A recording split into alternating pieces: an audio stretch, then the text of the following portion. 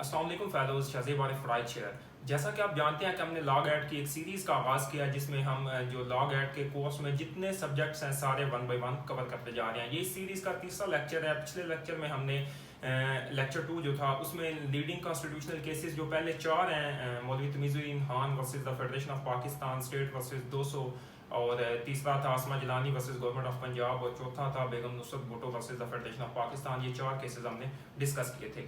आज हमारा तीसरा लेक्चर है, इसमें हम डिस्कस करने जा रहे हैं जो हमारे पास बाकी चार लीडिंग केसेस पीछे बच गए थे।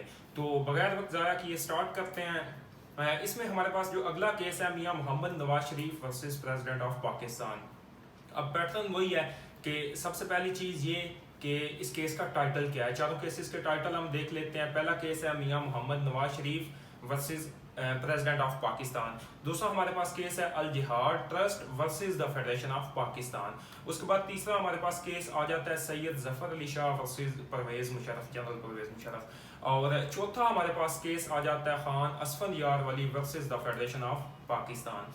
ये चार केसेस हैं, चारों के टाइटल हो गए। उसके बाद हम इनकी साइटेशन, जिस तरह मैंने पिछले लेक्चर में बताया था कि हमारे जो पहला केस है उसकी साइटेशन थोड़ी डिफरेंट है क्योंकि वो फेडरल कोर्ट में डिसाइड हुआ है, बाकी सारे सात के सात केसेस सुप्रीम कोर्ट में डिसाइड हुए हैं। तो पहला आप पीएलडी लगाएंगे, उसके बाद दूसरी चीज़ जो केस का सन है कि कौन से ईयर में ये केस हमारा रिपोर्ट होता है। तो मियां मोहम्मद नवाज शरीफ वाला जो केस है ये 1993 इसका रिपोर्टिंग ईयर है। उसके बाद अल जिहाद ट्रस्ट वाला जो है ये 1996 में रिपोर्ट होता है। और जनरल परवेज मुशर्रफ वाला केस जो है ये सन 2000 में रिपोर्ट हुआ है। और असफन यार वली वाला जो केस है ये 2001 में रिपोर्ट हुआ है। तो सेम उसी पैटर्न पे हम इनकी साइटेशन अगर बनाएं पीएलडी। अब पहला मियां मोहम्मद नवाज शरीफ वाला केस ले लेते हैं, पीएलडी 1993 उसका डिसाइडिंग ईयर आ गया। उसके बाद आगे कौन सी कोर्ट ने डिसाइड किया था, तो एससी आगे लगा देंगे, सुप्रीम कोर्ट। उसके बाद आगे केस का पेज नंबर आ जाएगा। जिस तरह नवाज शरीफ वाला केस है ये 473 है। उसके बाद अल जिहाद ट्रस्ट वाला है ये 324 है। उसके बाद सैयद जफर अली शाह वाला है ये 869 है। और असफर यार वाली वाला है 607। ये पेज नंबर्स आपको रट्टा लगाने पड़ेंगे। बाकी बिल्कुल इसी तरह पीएलडी आगे सन, आगे कौन से कोर्ट में डिसाइड हुआ था सुप्रीम कोर्ट में, और आगे उसका पेज नंबर आता जाएगा। उसके बाद अगली चीज़ आ जाएगी कि इसमें मेंबर्स ऑफ द बेंच कितने थे।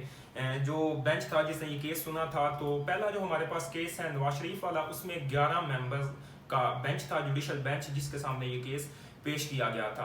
और उसके जो हेड थे वो चीफ जस्टिस थे उस वक्त जनाब नसीम हसन शाह साहब। जस्टिस नसीम हसन शाह जो थे वो हेड ऑफ द बेंच थे, वो चीफ जस्टिस ऑफ पाकिस्तान थे उस वक्त। 11 मेंबर्स का ये बेंच था।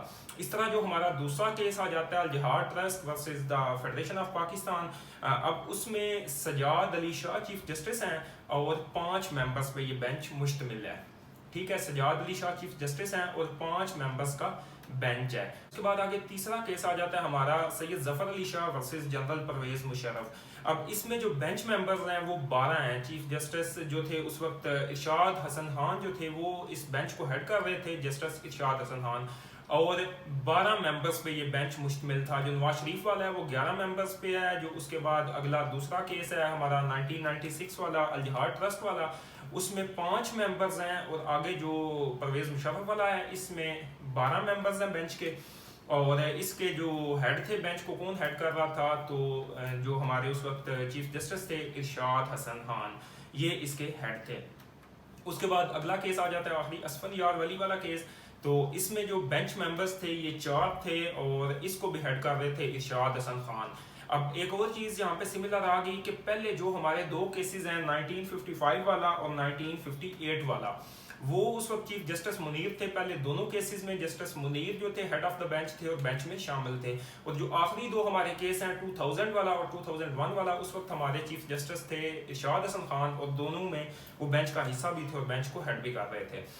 तो ये होगी जनाब मेंबर्स ऑफ बेंच कौन कौन थे। उसके बाद अगली चीज़ आ जाती है कि किस कोर्ट ने ये डिसाइड किया था। जिस तरह हमने ऊपर साइटेशन बनाई तो हमने देखा कि किस कोर्ट ने डिसाइड किया था, वहाँ पे हमने चारों की साइटेशन में एससी को रेफर किया। तो SC stands for supreme court. तो ये चारों के चारों, और मैंने जैसे कल भी पिछले लेक्चर में बताया कि पहला केस जो है वो फेडरल कोर्ट ने डिसाइड किया, बाकी 7 के 7 केसेस जो हमारे कोर्स में शामिल हैं वो सारे के सारे सुप्रीम कोर्ट ने डिसाइड किए हैं। तो ये एक बड़ी अंडरस्टूड सी बात है कि सुप्रीम कोर्ट में डिसाइड होता है।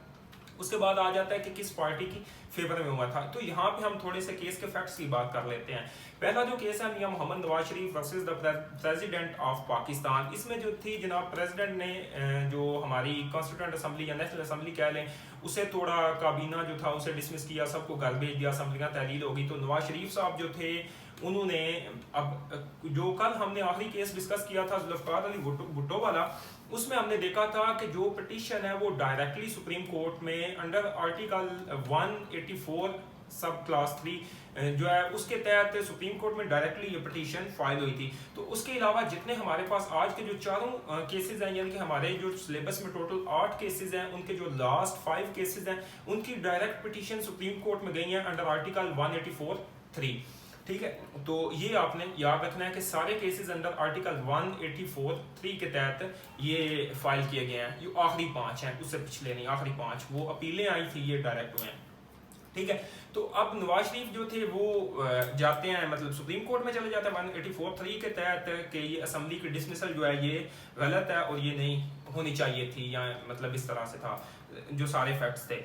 तो उसमें ये केस जो है ये नवाज शरीफ के हक में डिसाइड हो जाता है, सुप्रीम कोर्ट नवाज शरीफ की फेवर में जो है फैसला दे देता है। उसके बाद अगला केस आ जाता है अल-जिहाद ट्रस्ट वाला। ये जो हमारी हायर जुडिशरी है उसमें जजेस के अपॉइंटमेंट के हवाले से एक इशू था, और ये एक लायक थे जिन्होंने जो अल-जिहाद ट्रस्ट को हेड कर रहे थे, लीड कर रहे थे इसे, उन्होंने ये केस फाइल भी किया था और उनके फेवर में ये केस आता है। और जो मतलब हायर जुडिशरी है उसके अपॉइंटमेंट के लिए जो गाइडलाइंस हैं वो भी प्रोवाइड कर दी जाती हैं। उसके बाद जनाब अगला केस आ जाता है सैयद ज़फ़र अली शाह वर्सेस जनरल परवेज़ मुशर्रफ।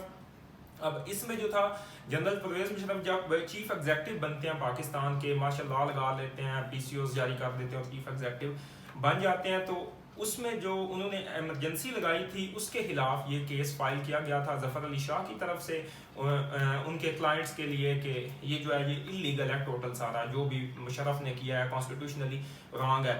तो मुशर्रफ ने वहाँ पे अदालत में ये दलीलें दी थी कि चूँकि पाकिस्तान के हालात ठीक नहीं थे, करप्शन बड़ी बढ़ गई हुई है, पॉवर्टी है, हमारी जो इकॉनमी है वो क्लैप्स कर रही है, तो अफवाज के पास और कोई ऑप्शन नहीं था कि अगर हम टेक ओवर ना करते तो इकॉनमी डिस्ट्रॉय हो जाती, हमारा मुल्क बैंक करप्सी पे पहुंचा हुआ था।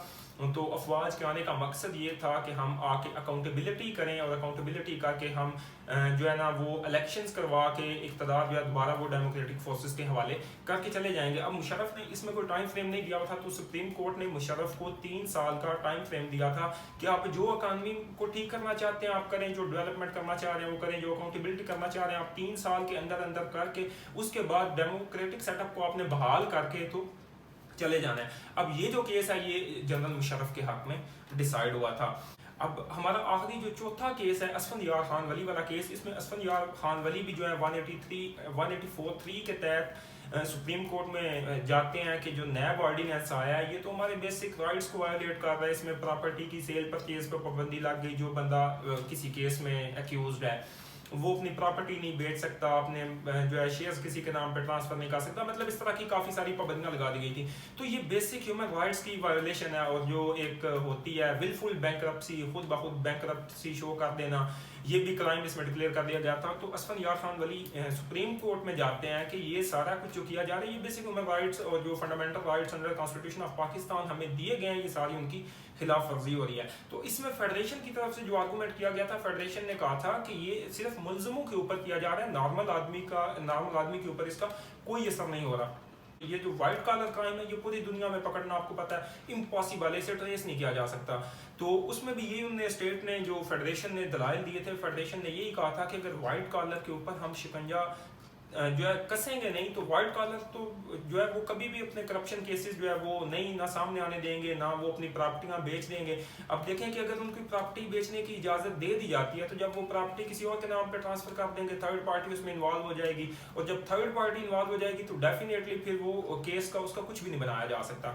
तो ये जो स्टेट के या फेडरेशन के ये जो दलाइल थे इन्हें सुप्रीम कोर्ट ने मान लिया था, और सुप्रीम कोर्ट ने फैसला जो था वो फेडरेशन के हक में दिया था, असफंदयार वली की फेवर में फैसला नहीं दिया था। सुप्रीम कोर्ट ने डिक्लेयर किया था कि ये चूंकि एक स्पेशल लॉ है और स्पेशल केस है तो लिहाजा इससे कोई बेसिक ह्यूमन राइट किसी का वायोलेट नहीं हो रहा। और इसके बाद इंशाल्लाह हम अगले लेक्चर में एक नया पोर्शन जो है वो एक और नया सब्जेक्ट स्टार्ट करेंगे। अपना बहुत सारा ख्याल रखिएगा, दुआओं में याद रखिएगा। अल्लाह हाफिज़।